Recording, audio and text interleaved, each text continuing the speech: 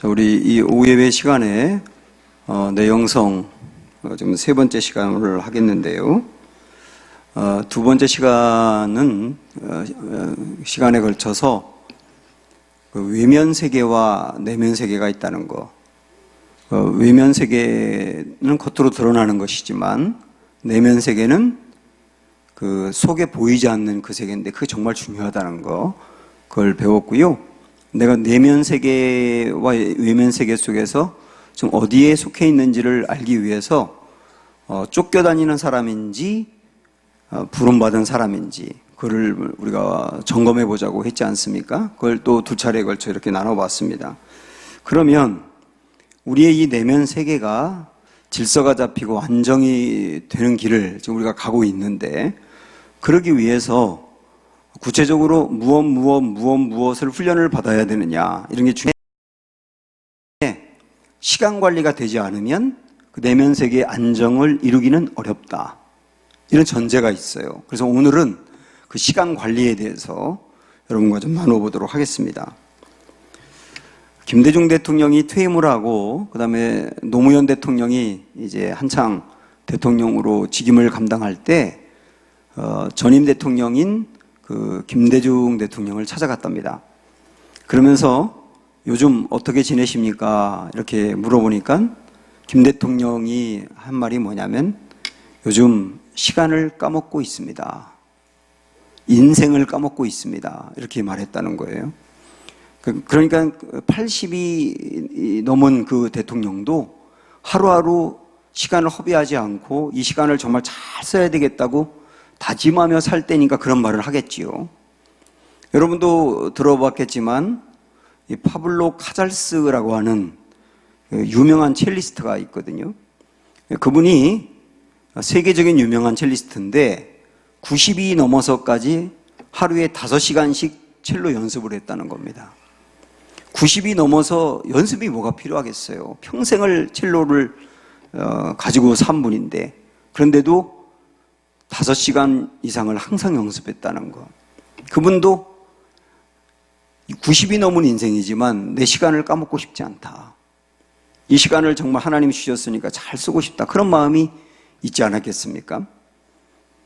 사람들은 태어나면서부터는 재정적인 차이는 있는 것 같아요. 어떤 사람은 태어나면서부터 이미 너무 부자인 상태로 태어나기도 하고, 어떤 사람은 정말 가난하고 어려운 가정에 태어나기도 합니다. 재정적인 부분은 공평하진 않은 것 같습니다. 그러나 하나님이 모든 사람에게 똑같이 공평하게 준 것은 시간이에요. 하루 24시간이라고 하는 시간은 누구에게 더 준 것도 없고 덜 준 것도 없고 똑같이 준 겁니다. 그 24시간의 시간을 어떻게 관리하고 디자인해서 쓰느냐라고 하는 게 우리의 과제인 거죠. 내면 세계가 좀 흐트러진 사람들이 있습니다. 이 책에 보면 몇 가지 이제 예를 들고 있는데, 책상에 앉아서 일하는 분들이 책상 정리가 전혀 안 돼 있는 거, 그 내면이 불안하다는 거예요. 그 다음에 저에게 그 다음에 해당되는데 차 관리가 잘 안 되는 거, 이런 것도 그렇다는 거고요. 그 다음에 또 여기서 얘기하는 게 뭐가 있냐면 중요한 일을 처리하지 못하고 중요한 일을 계속 뒤로 미룬다는 겁니다. 또한 쓸데없는 일에 정력을 너무 많이 소비를 하다 보니까 정말 중요한 일을 하지 못하는 사람, 이런 사람이 내면 세계가 지금 질서가 잡혀있지 않다는 거예요. 근데 이 사람들이 이 문제를 해결하지 않으면 그 다음에 어디로 가게 돼 있느냐면, 그 사람에게 주어진 굉장히 중요한 일, 저에게는 목회겠지요. 설교하는 거라든지 교인들 신방하는 거라든지 교육하는 것, 이런 게 저에게 중요한 일이지 않습니까? 근데 이 내면 세계의 질서가 계속 잡히지 않으면 저에게 주어진 굉장히 중요한 일을 귀찮아하게 된다는 거예요. 귀찮아하게 된다는 거예요. 이 진짜 위기라고 이야기를 합니다. 진짜 중요한 그 일, 맡겨진 그 일을 귀찮아하는 단계가 올 수 있다는 거예요. 여러분에게도 다 그런 일이 있지 않겠습니까? 그래서 이 내면 세계가 질서가 잡혀있지 않은 이 상태를 계속 가면 절대로 안 되고, 이 상태를 질서 있게 잡아야 된다. 그러기 위해서 반드시 전제되어야 될 것이 뭐냐면 시간 관리를 해야 된다는 거예요. 시간 관리를 해라. 시간 관리가 정확히 되지 않으면 내면 세계의 질서를 잡기가 어렵다고 이야기를 하는 겁니다. 저는 거기에 동의를 하거든요. 그래서 오늘 시간 관리를 어떻게 할 것인가를 좀 세세하게 나누려고 합니다. 많은 분들이 재정 관리는 하고 재정의 그 예산을 잘 이렇게 편성해서 씁니다. 그냥 막 쓰는 게 아니고 우리 교회도 1년의 예산을 가지고 장로님들과 함께 미리 모여서 내년의 예산은 이만큼 예상을 하는데 이거를 어디에 얼마 어디에 얼마 그것도 세세하게 이런 행사에는 얼마 이런 행사에는 얼마 다 편성을 했거든요. 그리고 100% 그거에 맞게 쓰는 것은 아니지만 그것에 준해서 쓰려고 노력을 합니다. 이게 예산 편성이라고 하는 거 아닙니까? 그 예산 편성을 할 때는 꼭 필요한 일, 우선순위를 생각해서 꼭 필요한 일부터 예산을 편성을 하는 거지요. 이게 교회나 단체만이 아니고 개인도 다 마찬가지 아닙니까? 가정도 그렇고 개인도 그렇고 예산 편성을 하게 되는데 내가 한 달에 우리 가정의 수입이 이만큼이다라고 하면 그걸 가지고 꼭 필요한 일에 먼저 예산을 세우는 거죠. 뭐 대출을 갚는다든지 식비라든지 아이들 교육비 그리고 헌금 뭐 이런 부분들 꼭 해야 될 일들 정해놓은 일들을 위해서 이만큼 쓰겠다고 작정을 하고 그렇게 하는데도 남으면 그걸 갖고 그 다음에는 꼭 쓰지 않아도 될 일에 쓰는 거예요. 옷을 산다든지 뭐 외식을 한다든지 레저를 즐긴다든지 그런 일들을 그 다음에 쓰는 건데 이렇게 분배하는 것을 편성이라고 하지 않습니까? 그래서 재정에 대해서 편성은 대부분 잘하는 것 같은데 문제는 시간 편성을 잘 안 하는 거예요. 재정은 그렇게 계획을 세워놓고 그대로 쓰려고 애쓰고 마이너스가 되지 않게 노력을 하면서도 정말 중요한 시간에 대해서는 편성을 안 한다니까요. 그냥 아침에 일어나서 이 일 저 일 하다가 갑자기 해야 될 일이 생기면 그 일 하다가 누가 만나자고 하면 만나고 이렇게 시간을 그냥 흘려보내는 분들이 정말 많다는 거예요. 이게 시간에 대한 예산 편성이 안 돼 있는 겁니다. 그래서 시간에 대한 예산 편성을 해야 한다라고 하는 것을 먼저 생각을 해야 됩니다. 시간에 대한 예산 편성을 하지 않으면 어떻게 되느냐면 사람들이 나를 끄는 대로 그냥 끌려가는 거예요. 누가 만나자 그러면 만나고 누가 전화해서 통화하면 그냥 무작정 통화를 하고 갑자기 뭐 어떤 일이 생기면 그 일을 그냥 하고 그냥 끌려다니는 거예요. 여기저기 끌려다니는 거예요. 그리고 자꾸 긴급한 일에만 초점을 두고 살게 돼 있습니다. 자꾸 긴급한 일이 있으면 그 일을 해야 하고 또 이 일을 해야 하고 하다 보니까 제자훈련 때도 제가 아주 중요하게 강조했습니다마는 긴급한 일에 초점을 두고 살다 보니까 뭘 못하느냐 하면 중요한 일을 못하는 거예요. 긴급한 일은 지금 당장 오늘 내가 해야 될 일인데 중요한 일은 오늘 당장 하지 않아도 되지만 계속 안 하면 진짜 문제가 되는 거. 이런 게 중요한 일이거든요. 예를 들어서 독서 같은 거. 제가 만약에 목사인데 말이죠. 평소에 이번 일주일 동안 독서를 안 했다. 그런다고 크게 문제되는 건 없고 설교가 크게 심각해지는 것도 없어요. 그런데 계속 독서를 안 하게 되면 점점점 설교가 이상해지면서 문제가 생기는 거거든요. 운동도 그렇습니다. 오늘 운동을 안 했다고 해서 건강에 이상 신호가 생기고 병이 확 드는 건 아니지 않습니까? 그런데 운동을 계속 안 하게 되면 나중에 반드시 몸에 문제가 생기게 돼 있거든요. 그 다음에 내 가족과의 관계, 내 자녀와 대화를 한다든지 부부간에 그런다든지 그 다음에 내 중요한 사람들과 함께 대화를 나누며 교제하고 인간관계를 깊게 하는 일들 오늘 안 했다고 해서 문제될 거 없습니다. 그런데 그런 일을 계속 안 하게 되면 나중에는 심각한 신뢰의 문제가 생기는 거예요. 그래서 오늘 당장 하지 않아도 되지만 계속 안 하면 문제가 되는 일들이 중요한 일이거든요. 중요한 일들. 그 중요한 일들을 계획을 세워놓고 해야 되는데 그런데 계획을 세우지 않게 되면 긴급한 일이 자꾸 생기고 그 일을 하다가 중요한 일을 못하게 된다는 거예요. 이게 시간 편성을 안 한 가장 큰 문제가 됩니다. 그래서 시간 편성을 해야 한다는 거. 시간에 계획을 쭉 세워야 된다는 거. 이런 전제를 말씀드리면서 우리 예수님은 어떠했는가 한번 보겠습니다. 우리 예수님은 단지 우리의 구원자이고 우리 인생의 주인으로서 우리가 섬기고 우리가 믿어야 될 대상만이 아니고 주님이 이 땅에서 생활하신 것들 하나하나는 우리 삶의 모델이 됩니다. 주님이 그러면 여러 가지 삶을 이 땅에서 사셨는데 그 중에서 시간을 사용한 것도 성도들에게 모델이 된다고요. 예수님은 시간을 어떻게 사용하셨는가 중요하지 않습니까? 우선 우리 예수님은요, 복음서의 말씀을 아무리 읽어봐도 절대로 서두르는 적이 없어요. 그리고 급히 쫓겨다니는 적도 없어요. 너무 바쁘다고 정신없이 일하고 늘 바빠 그렇게 말씀한 적도 없고, 시간에 쫓겨가지고 스트레스 받고 그런 적도 없고. 그렇다고 우리 예수님이 펑펑 놀면서 일하셨나? 절대 그렇지 않습니다. 우리 예수님은요, 성경에 보면 식사할 겨를도 없었다 이런 말씀이 나와요. 정말 바쁘게 사셨어요. 그리고 얼마나 열심히 사셨는지 한 번은 제자들과 함께 갈릴리를 건너갈 때 풍랑이 일어났는데, 풍랑이 일어났는데도 배 밑에서 주무셨어요. 얼마나 피곤했는지. 그런 것을 보면 우리 예수님도 정말 바쁘게 사셨다는 것을 의미하는 건데요. 그렇게 바쁘게 열심히 사시면서도 절대로 쫓겨다니지 않았다는 거예요. 서두르지도 않고요. 그러면서 우리 주님은 사람을 만나서 상담하는 거라든지 전도하는 것, 그 다음에 하나님 앞에서 기도하는 것, 그리고 말씀을 보는 것, 제자들을 훈련시키는 것, 이런 것들을 다 체계적으로 잘 감당하셨습니다. 그래서 이런 것들을 보면 우리 예수님은 어떻게 시간을 관리해서 쓰셨나 하는 것을 배울 필요가 있어요. 그걸 우리가 알기 위해서 비근한 이 하나를 우리 성경을 한번 보면 마가복음 1장 한번 보시겠어요?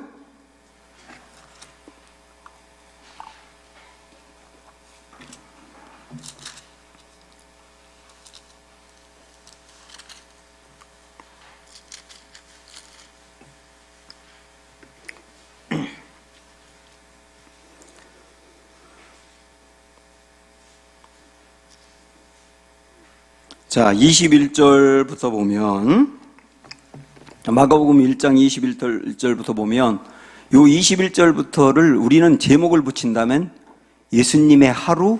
그렇게 붙일 수 있어요. 그렇게 한번 붙여보자고. 예수님의 하루?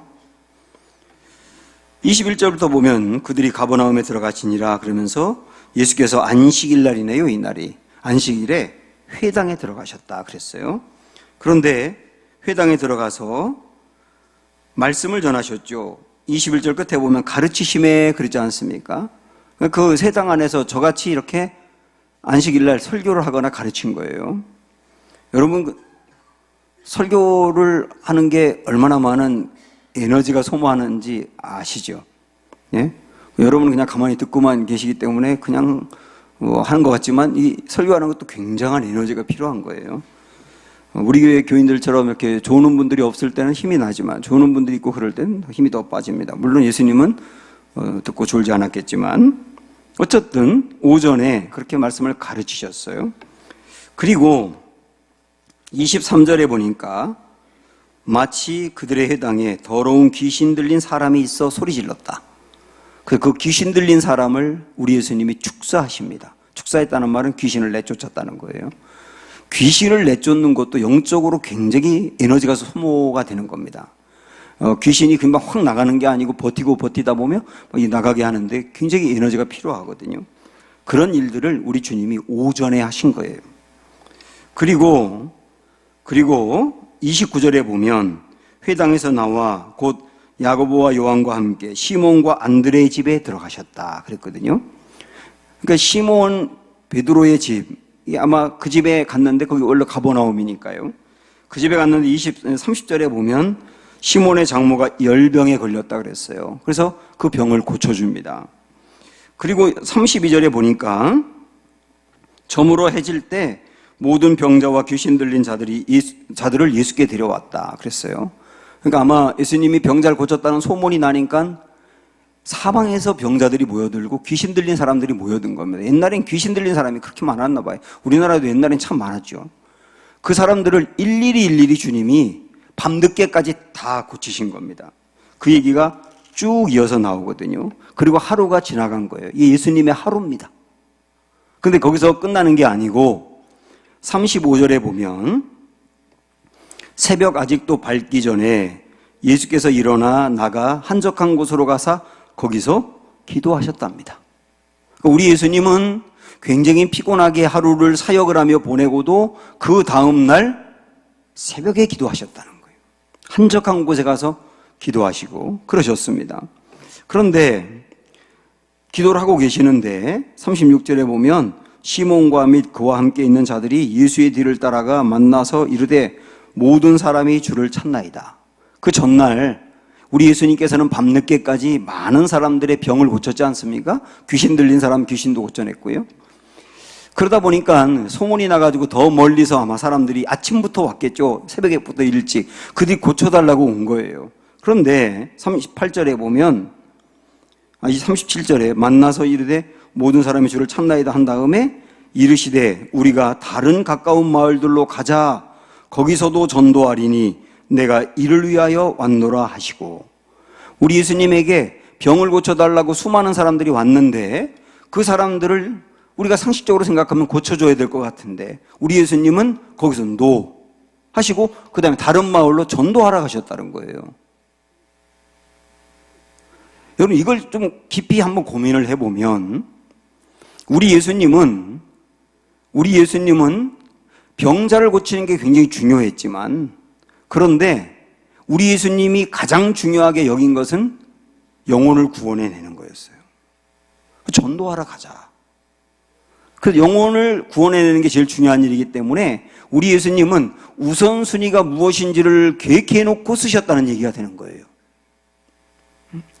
사람들이 잔뜩 몰려올 때 그들이 일일이 고쳐주었는데요. 제가 전에도 말씀드렸지 않습니까? 우리 예수님은 병자를 치료할 때 여러분이 여기 다 이렇게 모여있다면 자, 여러분 아픈 곳에 손을 대세요. 그럼 편두통 있는 사람은 여기 대고, 성대가 결절된 사람은 여기 대고, 그 다음에 허리가 아픈 사람은 여기 대고, 그러면 자, 제가 기도합니다 하고 기도하고 선포합니다. 손 붙들고 있는 그곳은 나을지어다. 그러면 쑥 낫고, 이러면 얼마나 좋겠어요. 근데 주님은 그렇게 한 적이 한 번도 없는 거예요.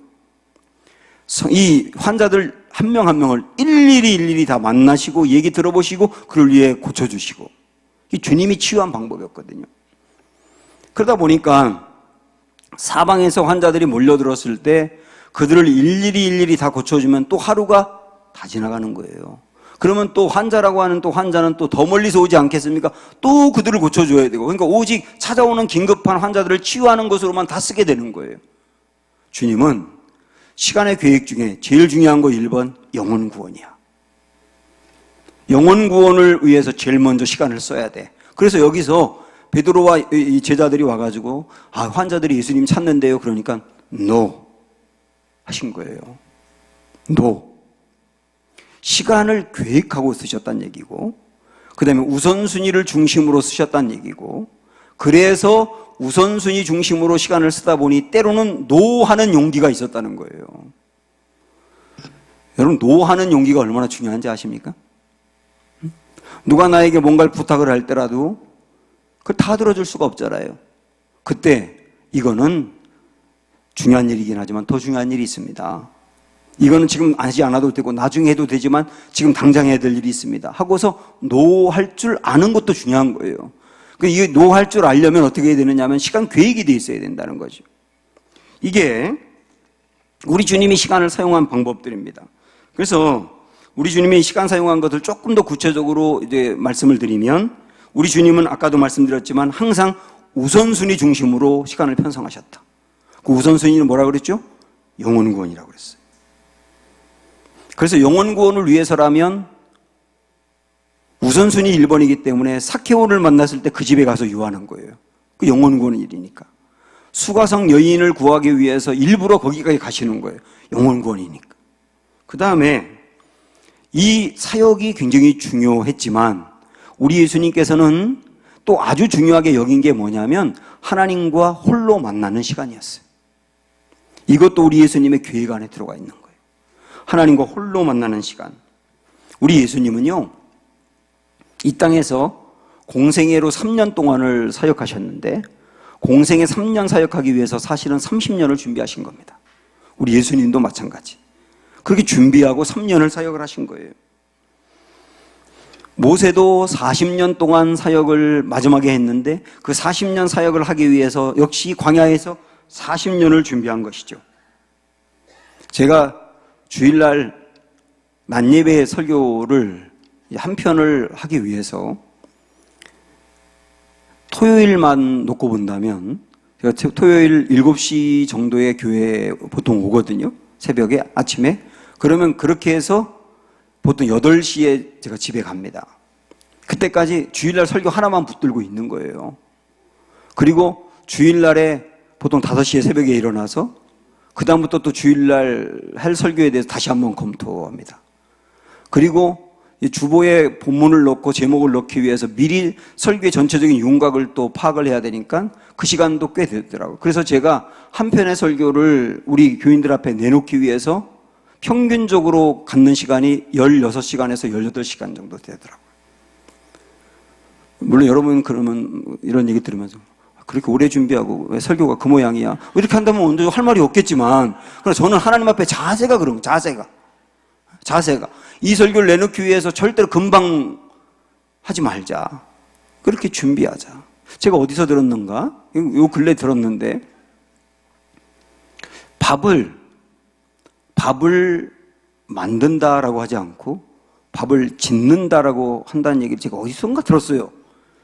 어제 드라마에서 봤던가 들었는데, 이게 의미 있게 다가오더라고요. 아, 그래, 밥 하나를 이렇게 준비해서 내 식구들에게 내놓기 위해서 이게 만드는 게 아니라 짓는 거다. 건물을 짓듯이. 그럼 의미 있지 않습니까?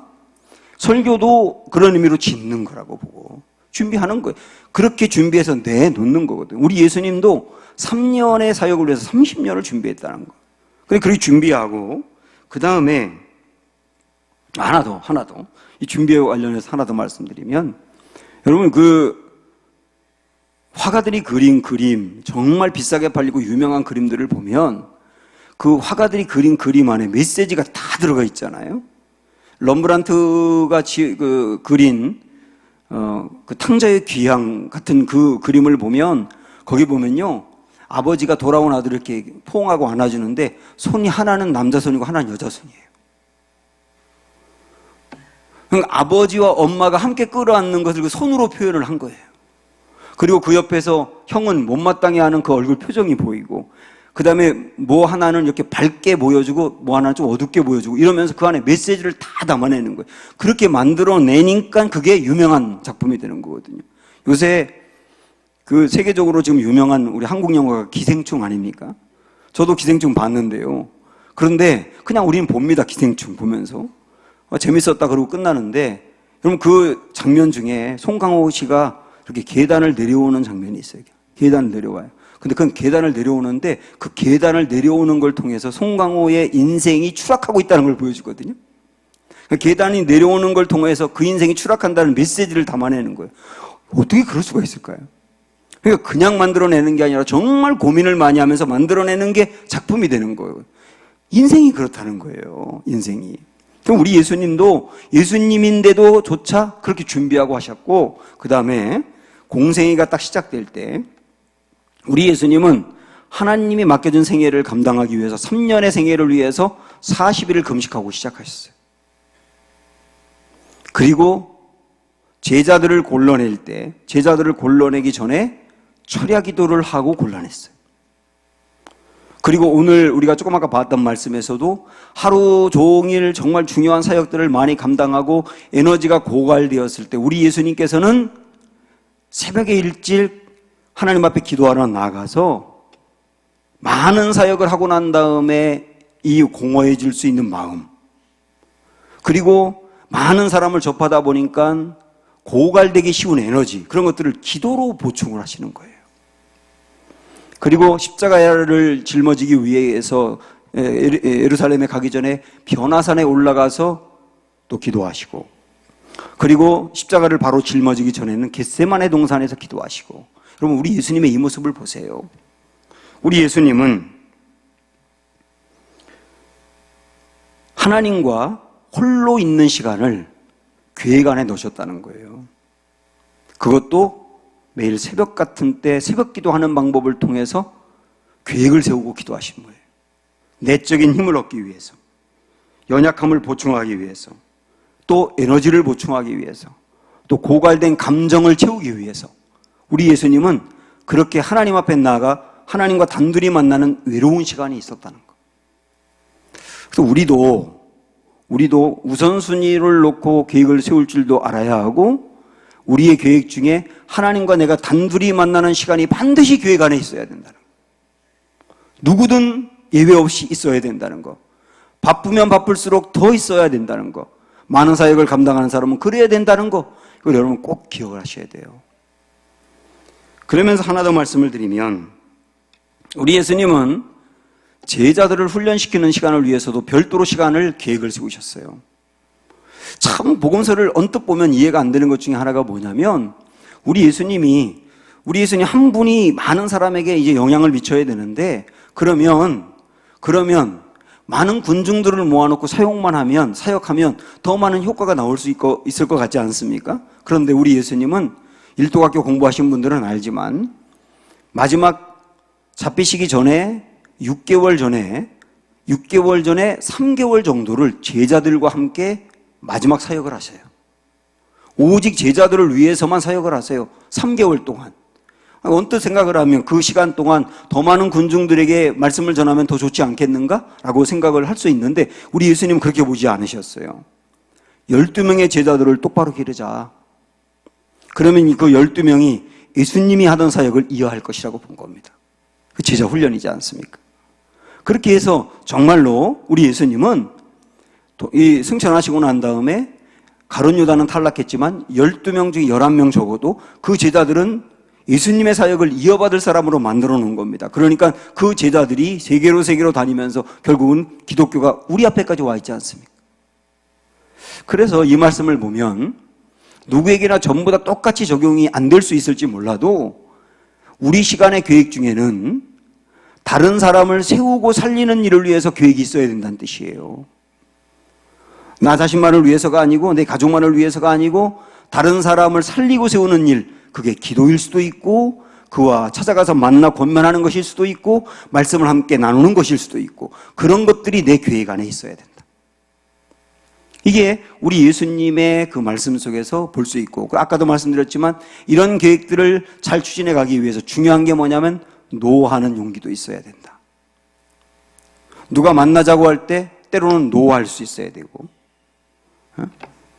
누가 찾아와서 이유 없이 길게 시간을 빼앗아 갈 때 노하는 용기도 있어야 되고, 어떤 경우는 교회에서 목회자나 누가 사역을 부탁할 때도 지금 내가 그 사역까지 감당할 만한 시간이 안 되고 뭐 어렵다 그러면 그것도 노할 수 있어야 되고, 그래서 내가 세운 계획, 주님의 그 뜻대로 세운 계획들이 잘 추진되도록 해야 되고, 그런 것들이 필요하다는 거예요. 이게 교회 일뿐만 아니라 모든 일에 시간 계획이다, 그거 말입니다. 다 같이 시간 한번 생각해보고 갈 거. 지금 나는 시간의 예산을 편성하고 있는가? 시간의 예산을 편성하고 있는가? 하루 시간의 계획을 편성하고 있는가? 우리 1분 동안만 잠깐 쉬는 마음으로, 저만 쉰다고요. 여러분은 옆 사람과 한번 나눠보세요. 요 얘기에 대해서 한번 나눠보시죠. 내 시간의 계획은 예산대로 편성하고 있는가?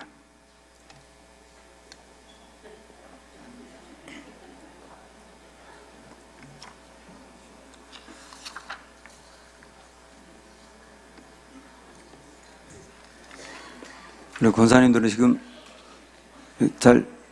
딴 얘기 하는 것 같지는 않죠?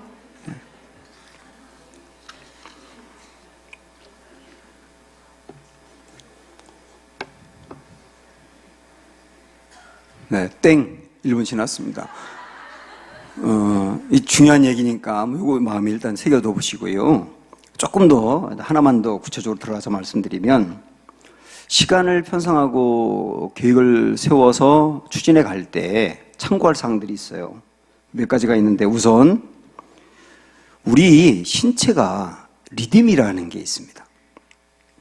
신체 리듬이 있어서 완전히 집중해서 일을 할 수 있는 시간이 있고, 참 집중이 안 되고 몸이 흐트러져 가지고 집중해서 일하기 어려운 시간이 있더라고요. 여러분이 그거를 스스로 파악해 보는 것도 중요합니다. 저 같은 경우는 새벽기도 끝나고 그 오전 시간이 정말 집중이 잘 되거든요. 이 시간이 저에게 굉장히 중요해요. 그래서 요 근래 제가 한 1년여 동안 사실 새벽기도 끝나고 배드민턴을 쳤거든요. 배드민턴을 치니까 재밌고 좋고 운동도 됐는데, 아니 배드민턴 치고 오면 오전 내 피곤해가지고 정말 집중이 안 되는 거예요. 그래서 이걸 계속 해야 되나, 이게 사역에 문제가 생기는데 해서 그런 핑계도 있고 저런 핑계도 있어가지고 요즘 쉬고 있습니다. 다른 방법으로 좀 운동을 찾고 있는데, 제가 왜냐하면 그 시간 정말 소중한 새벽부터 오전 시간까지가 저의 생체 리듬에서 가장 집중력이 생기고 에너지가 충만해지는 시간이거든요. 이런 시간은 연구하고 그 다음에 말씀을 준비하고 그런 시간으로 삼을 때 제일 좋더라고요, 저는. 그런데 오후 시간은요, 식사하고 나면 오후 시간은 집중력이 확 떨어지는 거예요. 그럴 땐 사람을 만나는 겁니다. 그 다음에 외부 활동을 할 수도 있고요. 그 집중을 그렇게 요하지 않아도 되는 일을 하면 되는 거예요. 그게 내 생체 리듬을 파악하는 겁니다. 그래서 하루의 계획을 세울 때 그런 걸 고려해서 계획을 세우면 능률이 올라가는 거거든요. 근데 하루만이 아니고 한 주 계획을 세울 때도 마찬가지예요. 제 예를 다시 한번 드리면, 저는 월요일 날 쉬는 날이고 화, 수, 목 3일 동안은 행정적인 일이나 신방이라면 신방이나 누굴 만나는 일을 그쪽으로 몰아놓는 경향이 있어요. 그리고 금요일, 토요일은 설교 준비예요. 그렇게 할 때 훨씬 더 효과적인 거예요, 저에게. 그래서 저는 한 주의 계획을 세울 때는 일부러 그렇게 계획을 세우는 경우가 많습니다. 여러분들께서도 그걸 다 고려해서 한번 계획을 세우신다면 훨씬 좋지 않겠는가. 그러니까 어떤 일을 언제 해야 더 잘할 수 있는지를 스스로 파악하고 그렇게 예산을 세워봐라. 시간 계획을 세울 때. 이런 것들을 참고하면 참 좋습니다. 그러면서 이 시간을 계획을 세울 때 여기서 여러분들이 또 고려해야 될 것 중에 하나가 뭐냐면, 꼭 힘을 쓰지 않아도 되는 일이 있지 않습니까? 꼭 힘을 쓰지 않아도 되는 일이 있는데 그런 일에 시간을 너무 많이 쓰게 되면 꼭 힘을 써야 될 일을 못하게 돼 있어요. 그래서 중요한 게 뭐냐면 꼭 힘을 써야 될 일들을 먼저 계획을 세우는 거예요. 그런 일들을. 그러니까 시간 계획을 세울 때 그런 일들을 먼저 딱 편성을 한다고요. 꼭 힘을 써야 될 일들. 그런데 그렇게 하지 않고 힘을 잘 쓰지 않아도 되는 일들을 계획에 세워놓으면 정말 중요하게 힘을 써야 될 일들을 못할 가능성이 많다고요. 하려고 해도 힘이 빠져버렸고. 그것도 고려하는 게 중요하다 하는 말씀입니다. 여러분 도움이 되세요, 지금? 예? 여러분 얼굴 보면은 굉장히 도움이 되는 것 같은데. 예. 그 다음에 또 하나는 뭐냐면, 시간 계획을 너무 촉박하게 세우지 말고 미리 세우라는 거예요. 미리 세워라, 미리. 지금 2월 초지 않습니까? 이미 2월 계획이 다 돼 있어야 되는 거죠. 왜냐하면 이 계획을 미리 세우게 되면 중요한 일들을 날짜별로 딱딱딱 잡아놓게 돼 있어요. 그렇게 안 하게 되면, 계획을 미리 세우지 않게 되면 긴급하게 생기는 일 때문에 진짜 중요한 일을 못하게 되는 거예요. 미리 세우는 겁니다. 중요한 일들을 딱딱 잡아놓는 거예요. 이렇게 하고, 아까도 말씀드린 것처럼 긴급한 일과 중요한 일이 있다고 했지 않습니까? 중요한 일들을 꼭 계획 안에 집어넣어라. 꼭 계획 안에. 그 중요한 일이 정리하면 이런 겁니다. 내 영성훈련. 하나님과의 관계를 친밀하게 하기 위해서 하는 영성훈련인데 중요한 건 기도와 말씀이죠. 기도와 말씀. 그런 거. 그 다음에 지적인 훈련. 이건 독서죠. 독서. 뭔가 공부하는 거. 그 다음에 인간관계. 내 가까운 사람들과 교제하고 미리미리 만나서 챙기는 거. 그 다음에 건강관리. 건강을 잃으면 아무것도 못하니까 건강을 위해서 미리 해야 될 일들, 이런 게 다 중요한 일들이거든요. 이런 일들을 미리 계획 안에 집어넣어라. 계획 안에 집어넣어라. 그리고 갑자기 하는 일이 생기지 않도록 집어넣어라.